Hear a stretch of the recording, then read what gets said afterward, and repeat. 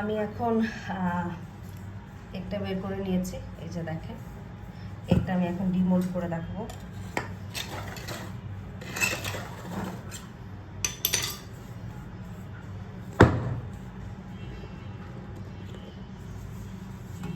C কেকটা দেখতে পাচ্ছেন আপনারা ভালোভাবে?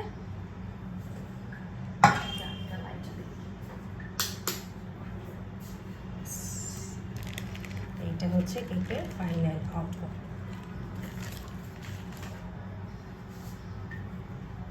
দেখেছেন কেকটা কত বড় হয়েছে? হ্যাঁ, কেকটা কত বড় হয়েছে। এখন আমি কেকটাকে একটু স্লাইস করে দেখাবো আপনাদের। কেকটা এখন আমি স্লাইস করে দেখাচ্ছি।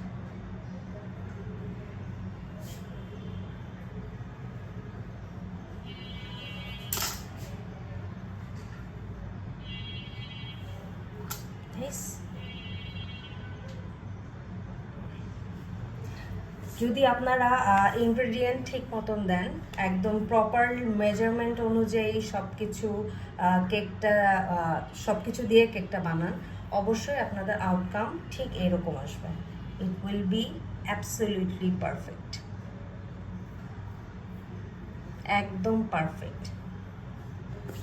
সো আজকে এই পর্যন্তই, দেখা হবে নেক্সট কোনো ভিডিওতে ইনশাল্লাহ।